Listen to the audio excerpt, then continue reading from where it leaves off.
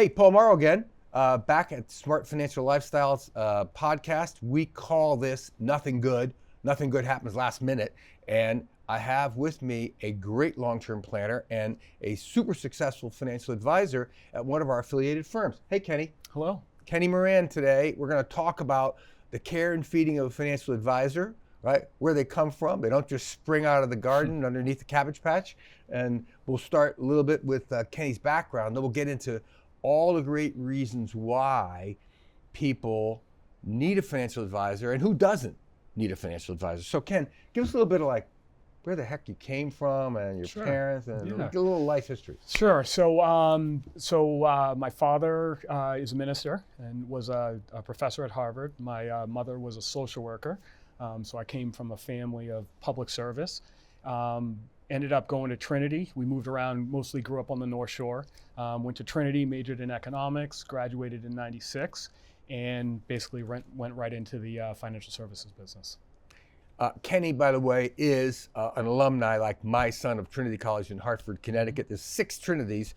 If you actually look at the map, they didn't go to the most famous one, which is in Ireland, but they went to the one in Hartford, got a great education, and one of the things we're going to talk about is the value of getting out and not having a lot of college debt and all that stuff in the planning business. So tell me why you picked the financial advice business. All right. So for me, it actually, are you familiar with the sitcom Family Ties from the 80s? Yeah, a little bit. Okay. So dating ourselves a little here, but I love that show. My family loved that show. We used to sit down and watch that every week. And I love the character that Michael J. Fox played on that. It was Alex P. Keaton. And he was like this guy that, carried a briefcase when he was in elementary school, and he was all into stocks and Wall Street. And I thought that was really interesting. And then the movie Wall Street came out with, Gordon Gekko and Michael Douglas. And that, that caused a big wave amongst, people my age. And that probably sparked the interest of just watching the markets and just the way everything kind of is interconnected in terms of economic data and all that stuff. And so when I went to college, I pretty much knew I wanted to go into financial services. I didn't know exactly where in the business I wanted to be, but I knew I wanted to have something to do with the markets. Yeah, it's a huge industry. I mean, people say financial services, and they don't really get their arms around the entire thing. It's a massive industry. Everything from institutional work and analysis work. We had a great, what they call CFA, Certified Financial Analyst, who worked for us for a number of years. He was a great person. However, he was a Dilbert. Mm-hmm. And if anybody has ever watched the cartoon Dilbert or understands it, he was a cube guy. He couldn't relate to people in any way, but he was just a major numbers cruncher person. And he actually is a wonderful guy, and he now works at Wellington Management in Boston. And he gets to do his numbers in a corner by himself, but he wasn't great at relating to people. So he had to find his spot within the financial services industry. You decided that where you wanted to be was face-to-face. And that was a process too, because when I graduated, I actually got into, it was a pioneer program from Tucker Anthony, which was a regional firm. They sold at this point, but they were based out of Boston. And they were doing it was a pilot program. It was a 2-year training program. And what they did is they took, I think it was 12 hires from all over the country, and it was a test program. And what they did is they rotated the 12 of us in groups between their office in Boston and New York, and we got to rotate through all the different divisions of the financial services firm. So I spent time on the New York Stock Exchange floor. I spent time with equity traders, fixed income traders, mutual fund desks, annuity desks. And then when it was done, you got offers from the different areas where they thought you were a good match. And for me, I had a few offers, and I could have worked on the New York Stock Exchange, could have done that. And the area that I really liked was the client interfacing. I decided I wanted to be, just a traditional advisor and work with the public. And well, that's where we are today. Here we are. We're doing this in 2025. Ken and I have known each other for a number of years. By the way, he wouldn't be here if he wasn't honest, ethical, and a great financial advisor, which we like to say about all the people associated with Smart Financial, right? And in Kenny's case, he actually works in the greater Boston area. So Ken, where do you live? So I live in Ipswich, and my main office is in Linfield. Yeah, Linfield, Mass. We'll tell you later. By the time we get to the end of this, stick to the end. We'll tell you how to get a hold of Ken if you want to follow up with questions. By the way, by all means, keep up with us by subscribing to our YouTube and the podcast channel. There's a lot of free educational info in there. A lot of the stuff that we're talking about, you might have cut and paste some of this into your own sort of financial background later on. But Kenny, tell us about the difference between what you do and what a person in another part of the financial industry does that's just what we call an investment advisor. Sure. I think there's been an evolution of the whole business. I think, when I started in 96, so, it's been a while, 29 years or whatever, it was very much product oriented. We led with products. When I left Tucker Anthony, went to Smith Barney, a lot of IPOs were cold calling on, just trying to get people to hook in and say, hey, I got a product you might like, and then you pull them in. Yeah, to buy a stock or a fund or whatever else. And you really, back then, it really was limited to their investments. You were just, are they allocated right? Do they have good investments? Are they growing and whatnot? And what's happened in the industry is it's evolved now. So you still have those guys that are, product selling, but I think they're dinosaurs and headed out. Now it's more about financial planning. It's about team building. It's understanding that investments don't operate in a vacuum. The CPA, the estate attorney, it's not just what you accumulate. It's just important, or even more important, as to how you take that out. Because we all know, if you don't do that right, you can have had the greatest accumulation period ever, and then lose it all to the government, or trying to pass it on to your kids, and just needless ways of money going out the door because of lack of proper planning. I know from your background and our experience with Ken is a team player in every sense. Not just sports, but in planning and money and all stuff. And we all know that there's no I in team, right? And basically it's about getting a group together that knows everything. We recently did a conference. Ken was there. If you follow along on our channel, you probably saw on September 25th, we had a few hundred people at the Newton Marriott. And we were there with a team of people talking about everything from real estate to private equity investing and all that. But the most important theme to get a comprehensive plan done is, in this industry, you need about 9 different credentials and licenses to actually accomplish a total comprehensive plan.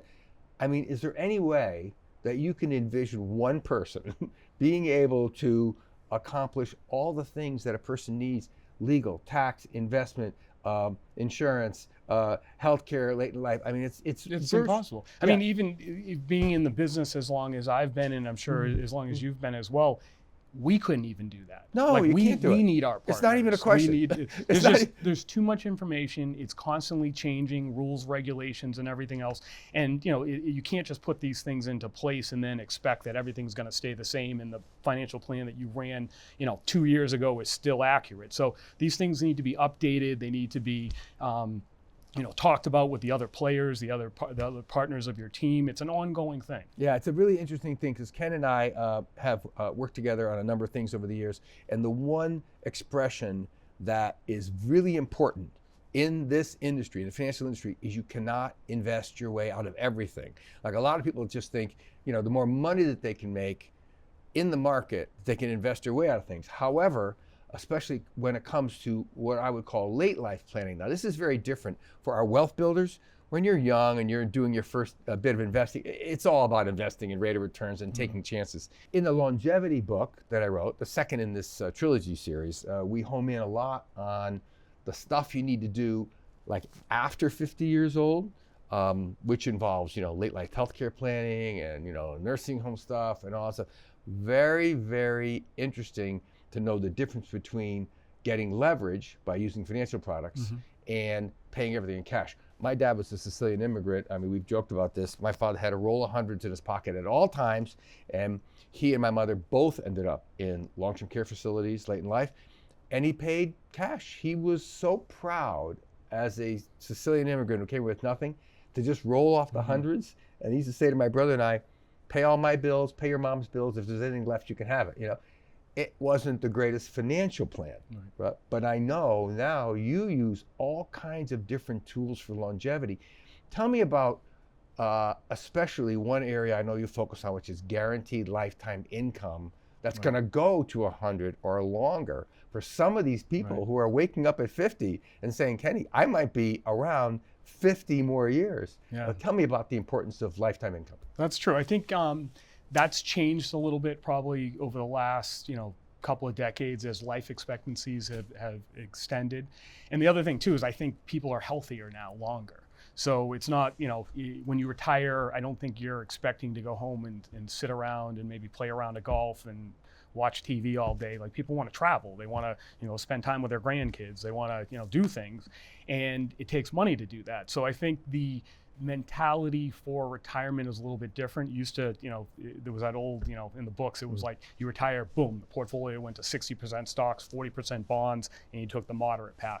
And I think now people are, realizing a couple of things. One is you need to continue to grow your assets into retirement, or you're going to run out of money. There's going to be a longevity risk there. And two, I think that, people are understanding that, having a guaranteed income can, basically can calm your life down a little bit. There's a lot of stress involved with trying, no matter how much money you have. I see this all the time. People can make a ton of money, and as long as you have money coming in and there's an income and you pay your bills and you save a little bit, you're mentally okay with that.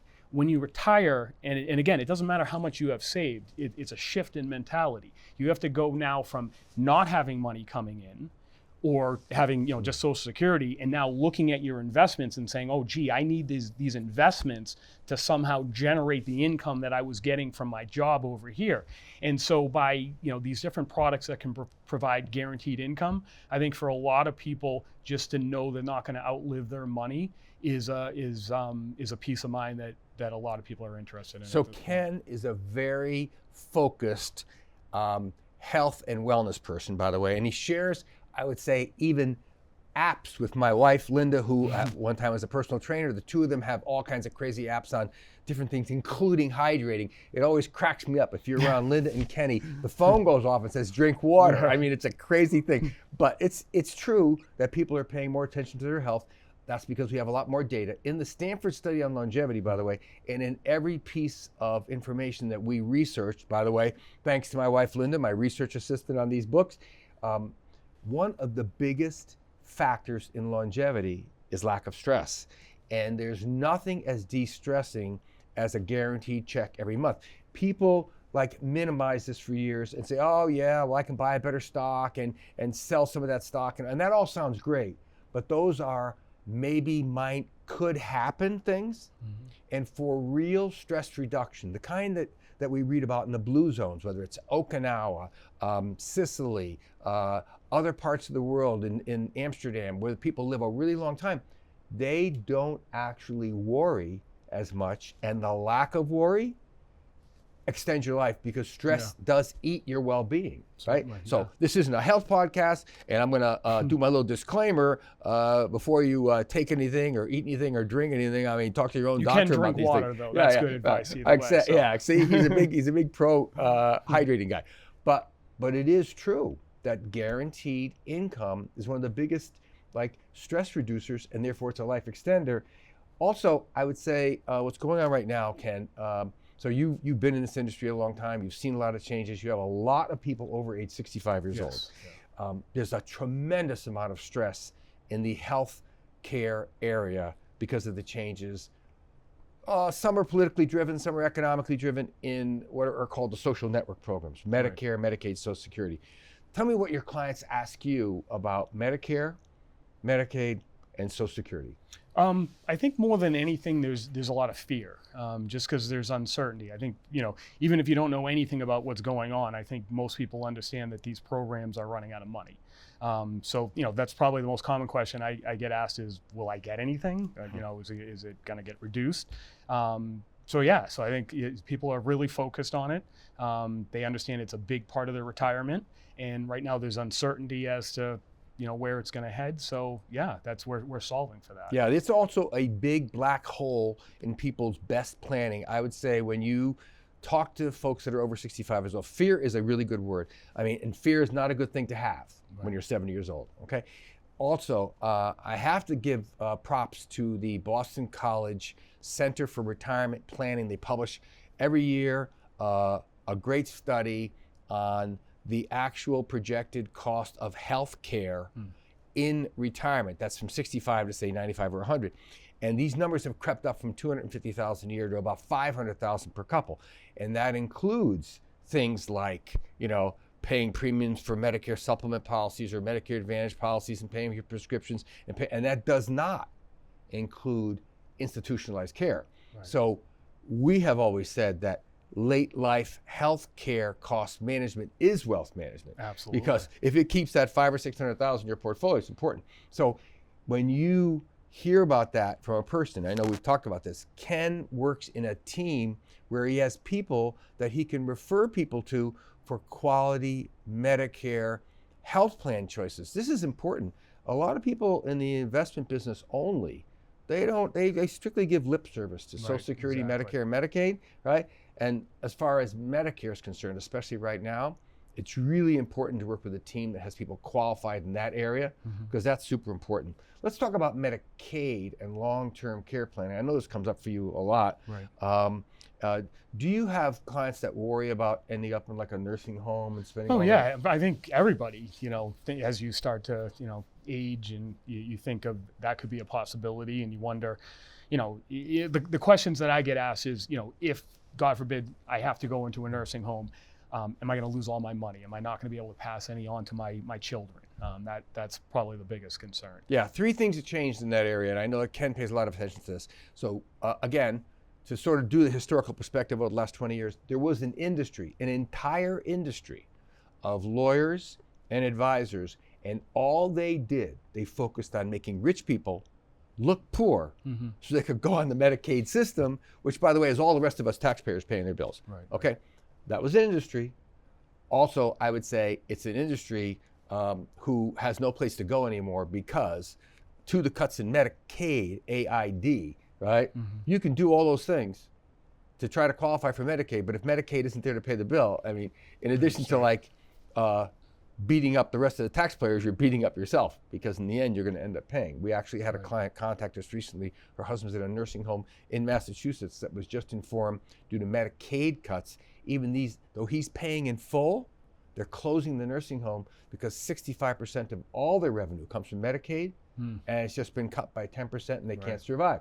So I do think having a plan for your own security without completely depending on politicians, political programs. Social network programs are politically driven.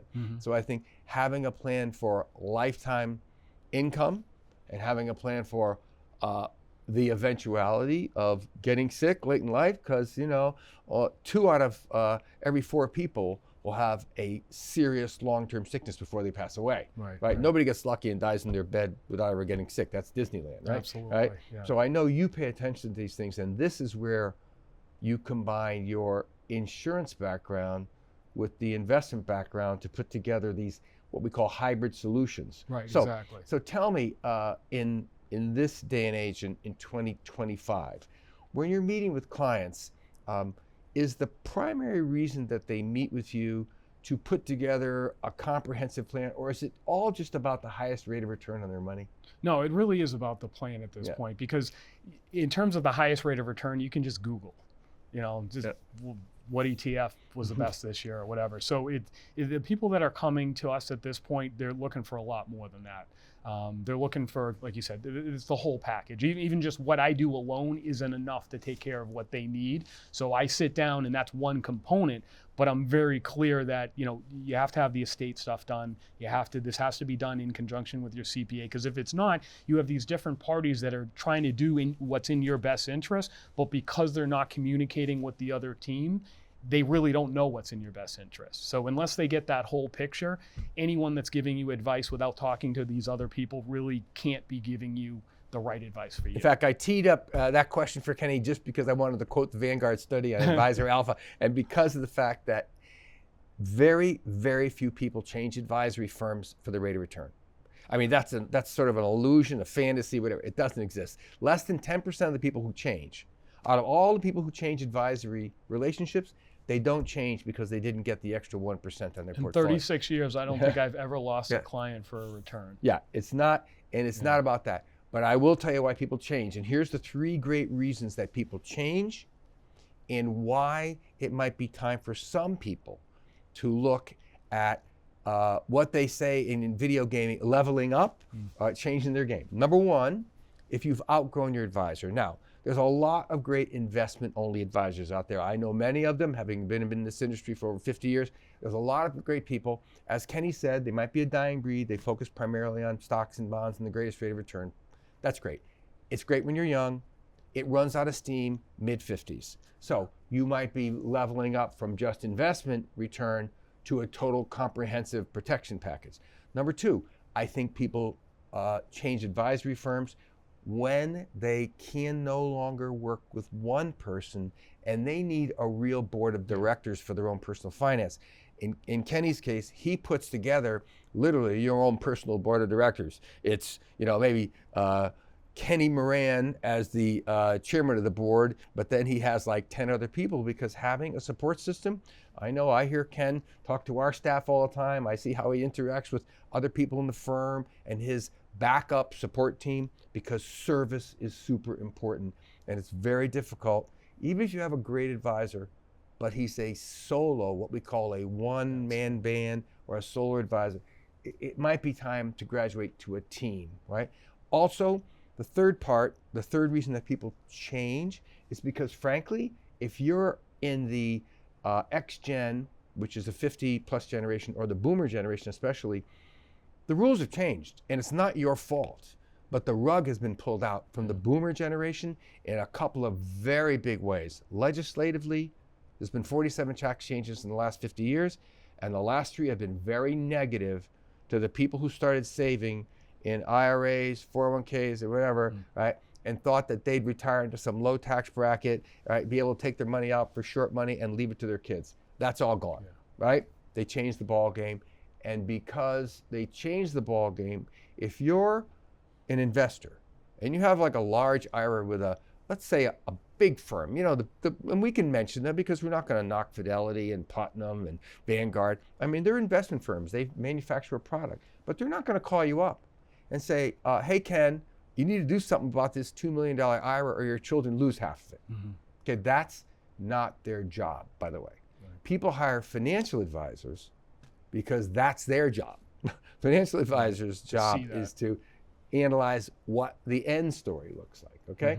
So when you're doing your planning, can you kind of describe for the people that are listening what the process is? You have quite a process. It's a massive information gathering session. I mean, really, it's just listening. It's just, going through, and, there's the obvious, where do you live, what's your house worth, what's your mortgage, what are your assets? That's just the facts. And then beyond that, there's understanding who the client is, because everybody's so individual. And even if you were to hand out like a risk tolerance sheet and you have your, the prospects or your clients check off, the answers that they answer may not even be right, because they may not understand what they're answering. So, for instance, when we talk about risk, like there's different types of risk, right? So there's risk of putting something in an investment and not having it do well. Maybe it was too aggressive for you. But there's also a risk of maybe not being aggressive enough. We talked about longevity and outliving money, and that's a real risk too. Talking about, people that have 401ks that we've run across that, they've been in cash for 10, 20 years. So it's an in-depth information gathering session, trying to get facts, and then beyond the facts, also trying to understand how they mentally think about this. And then also you have to pull in the spouse as well, because a lot of times, and actually probably more times than not, the spouses will be on opposite ends. Like one will be aggressive, one will be conservative, and they actually don't always understand that the other one's like that as well. So what my job as an advisor is almost to be a little bit of a psychiatrist as well, to kind of sit down with them, get a read of all the different assets, and then get a read of just mentally where they are in terms of their financial education, where they are in terms of understanding risk, where they are in terms of understanding their partners. And then once I get all that together, Then I'll take that information. We use something called eMoney, which is a great financial planning software. But again, it's only the plan is only as good as the information you put in. So I spend a lot of time doing that. And then once we get a plan, we can sit down and basically get a good, clear snapshot of where they are. And then we can, depending on what they want to do, we plan from there. But the first job of mine is to get that snapshot as accurate as possible in front of them so that we can talk about it. So here's the takeaway that you need to know about this process.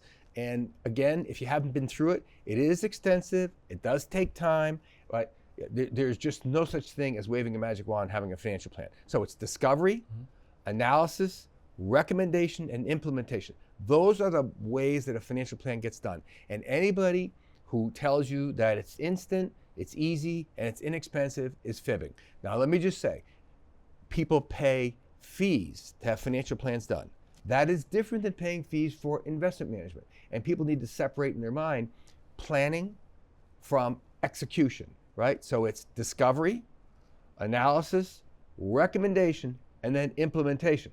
And it does involve buy-in by everybody in the family, including, I have to say, one of the toughest things for people is to, number one, change. And number two, to admit they ever made a mistake. I don't know if you've ever made a mistake. It's hard to admit a mistake. And when you're sitting in front of a couple and you say, well, this choice your husband made has cost you a boatload of money. You have to be very delicate how you relay that information. It's a very difficult discussion, okay?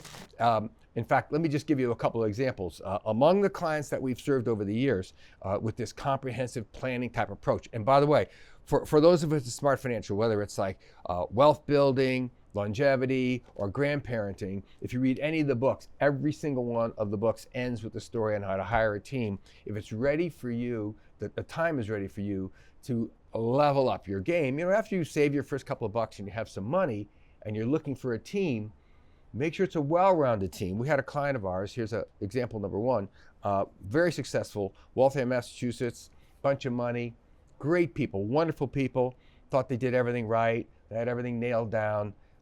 He was driving his little minivan around a corner. A young fellow on a skateboard came across, his path. He hit him with a car. Yes, it was a green light. Yes, he should have been. But the fact about it is, if you hit a pedestrian, it's always a bad thing. And let's forget who was at fault. But the little boy ended up in a coma. It was a very long, drawn out, and there was an insufficient amount of liability insurance to pay for the bills. Now, this is the reason why we work with a very extensive, detailed group of property and casualty people to make sure our clients' liabilities are insured. This is really important, right? And the second story, one of our most beloved clients of long-term, saved up a lot of money, went to Italy on the big, retirement vacation of their life. They saved up forever. They were going to go to all the different, Mediterranean islands and take a cruise out of Rome and end up in Crete and all that stuff. And his wife had a heart attack on the dance floor the first night of the cruise. By the time that they were air evacuated with the helicopter, flown to Croatia or something, they did some emergency triage. Then they brought her to London. By the time they finished all that, it chewed up about $100,000 hole in their report. Why? They had insufficient global travel coverage for, as Kenny says, retirees that are active, that are around the world. They just never paid attention to this. Right. And these are the kind of things where these are small things, but they're not small things, right? Right. Late life travel coverage, liability coverage, things happen. I mean, we've had, a lot of us that have accidents in our lives. That's why they call them accidents, So it's property and casualty, it's health coverage, it's lifetime income, it's long-term. These are all different particular professional expertise that you need to bring into the plan. Let's talk a little bit before we wrap up. We have a few more minutes left.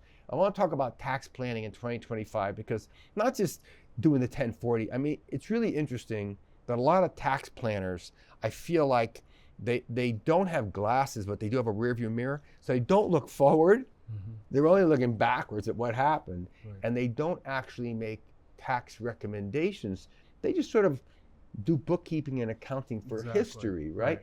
So Ken, when you're talking to clients about tax issues going forward and making guesstimations or projections, right? When you're talking to them, tell me what your sort of approach is when clients say, Well, I think I'm in a great tax bracket today, and I probably always will be. Do you think taxes will be the same for the next 20 years? Unfortunately not. I think if you look at the deficit, it's pretty clear that they're going to have to they have to get more revenue. So somebody's taxes are getting raised somewhere. So it's probably everybody's. So, yeah. I think when you do your tax projections, I think what's a red hot topic, which is on my list, I noticed that today, especially because we just had a really big tax change, right, which affects a lot of people. But I do think that this is probably the end of the era for super low taxes. I don't know if anybody follows Ray Dalio. Ray Dalio runs the largest hedge fund in the world, and Bridgewater. Brilliant guy, by the way. Anybody who's ever written a book, and I've written 3 of them, he's written like 6 of them. Believe me, it's work. So kudos to Ray Dalio. But also, Ray has a very big global perspective on this, and he is also very convinced that the next 10 years looks like the only way that this economy will continue to thrive and survive and take care of the least of us, right, is to have tax increases. So there's a lot of reasons why doing tax planning today, especially as it benefits your children and grandchildren, is super important, right? Don't leave your children your tax bills. I will tell you as an advisor for many years, your children want your money, but they don't want your tax bills, right? I mean, of all the things you can leave to your kids, right? And I'm sure you have this discussion. Absolutely. Right? They're going to pay taxes. You just don't want them to pay any more than they have to, needlessly. And really, they don't want, most parents really don't want their kids to pay their tax bills. Right, exactly. Right. You just want to give them what you give them after taxes. And improper planning can lead to the worst inheritance of all time. And also because so much wealth is accumulated in the qualified accounts, the 403bs, the 401ks, the IRAs, the SEP IRAs, and that is directly impacted by tax policy. So people say, oh, I have $3 million in my IRA, and then which is great, but is it really $3 million when theoretically you could be losing 45% of it when it comes out? So. Yeah, it's also the fact that you never pay taxes on the contributions, and you never pay taxes on the accumulations, and you leave it to your kids. Really, there's no sugarcoating this. They are paying your tax bill. Yeah, absolutely. So, and what's funny about this, I come from a deeply ethnic family, and I think Kenny's got a large, family as well. I think a lot of our older generation became incredibly focused on leaving a home without a mortgage to their kids. Yeah, it became their number one thing, right? Right, yeah. And when you tell them you're leaving a home without a mortgage, but you're leaving an IRA with a 50% mortgage, right? They go into shock, right? But the truth is you need to reverse that. Exactly, actually, reversing that relationship, right? Which I know, again, means you have to admit to number one, maybe making a tactical error, right? Hard to admit you made a tactical error, right? But with a quality, sort of gentle advisor like Ken, he can bring you to the right conclusion that maybe you should reverse that, right? And the best thing you can do is to leave, maybe a retirement home with a mortgage, but a IRA with no mortgage, right? And we'll have more about this on the next podcast that we do on leaving a mortgage-free IRA to your kids and your grandkids. But Ken, before we let you go, I want to make sure that everybody knows how to find you. Sure. If they want to reach out to you for questions. By the way, by all means, if you have specific questions for Kenny Moran about any of these topics, about how he builds a financial plan,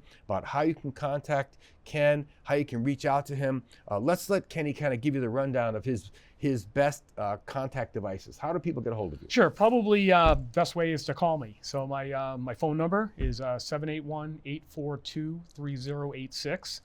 You can email me. I'm at kmoran@lfsadvisorsplural.com. My office is, I have a couple offices, but my main office is at 220 Broadway in Lynnfield, Mass. It's basically right on Route 1 South, easy to get to. Plenty of parking and all that. And then I'm in your office here in Westboro. Maybe every other week I come out here. Yeah, I want to encourage everybody, by the way, that's watching. There is no one that we ever profile that you can't locate by contacting Smart Financial. That was the other thing. Because our people at Smart Financial are on this. If you reach out and say you want to get in touch with Ken Moran, right? we have a direct line to Ken Moran. We can get you to the front of the line of people that want to talk to him. And there's a long line. So I want to thank you for joining us on this sort of edition of Smart Financial Lifestyles. And again, nothing good happens last minute. So we want to talk about planning long term, right? And we want to pay attention to our finances late in life, because planning long term is just part of the art of being smart.